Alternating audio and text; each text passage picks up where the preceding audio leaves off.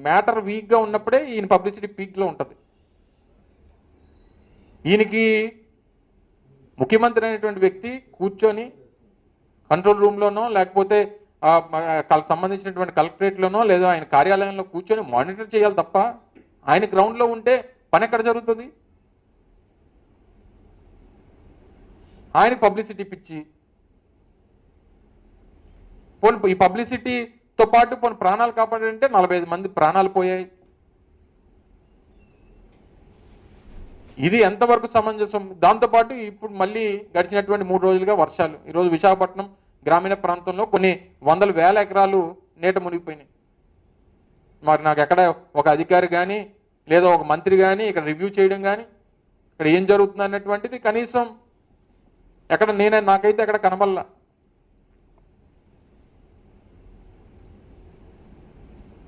ఈరోజు ఈ రకమైనటువంటి పరిస్థితుల్లో ప్రజలకి భరోసా ఇవ్వాల్సినటువంటి బాధ్యత ప్రభుత్వాల మీద ఉంటాయి. ఎన్నికల ముందు ఏం చెప్పారు? మీ భవిష్యత్తుకు మాది గ్యారంటీ అన్నారు. ఎక్కడుంది గ్యారంటీ? ఎవరికి ఉంది గ్యారంటీ? ఈరోజు ప్రజల తాలూకా ఈరోజు ఆ ప్రాంతంలో జరిగినటువంటి ఈ వరదలకు కానీ జరిగినటువంటి ప్రాణ నష్టానికి కానీ ప్రజలు పడినటువంటి ఇబ్బందులు కానీ అన్నిటికీ కూడా ఈ ప్రభుత్వం తాలూకా నిర్లక్ష్యం మాత్రమే కారణం అనేటువంటి విషయాన్ని కూడా తెలియజేస్తా ఉన్నా. ఇవన్నీ కూడా అందుకనే అనేక సందర్భాల్లో మా నాయకులు మాట్లాడినా, మా గౌరవ పార్టీ అధ్యక్షుడు జగన్మోహన్ రెడ్డి గారు మాట్లాడినా జరిగినటువంటి తప్పిదాల్ని సరిచేసుకోమని చెప్తాం తప్ప ఇందులో రాజకీయాలు చేయాల్సినటువంటి అవసరం కానీ రాజకీయాలు మాట్లాడాల్సినటువంటి అవసరం కానీ మా పార్టీకి లేదు.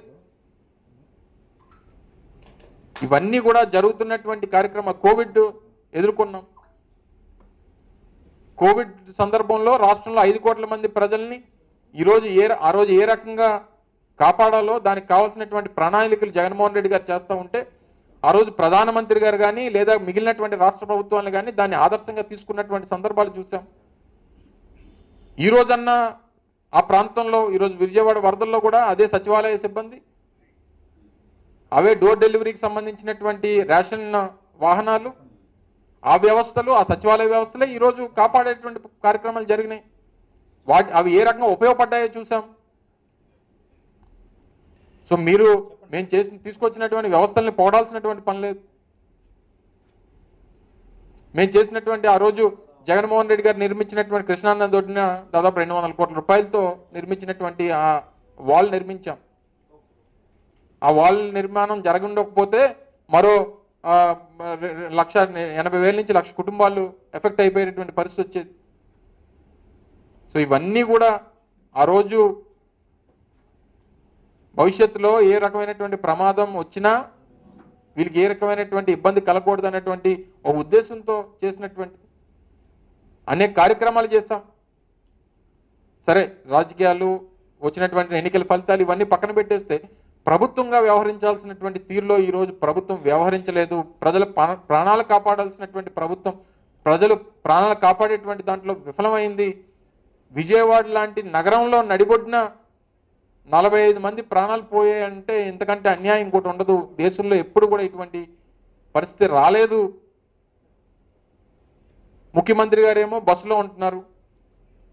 అందరూ అనుకున్న అమ్మమ్మ ముఖ్యమంత్రి గారు బస్సులో ఉంటున్నారు, ఇంటికి వెళ్ళట్లేదని చెప్పి. ఇంటికి ఎక్కడ వెళ్తారు చెప్పండి? పాపం ఇంటి నిండా వరద ఉంటే, ఇంటి నిండా నీరుంటే, ముఖ్యమంత్రి గారు ఇంటి నిండా నీరుంది,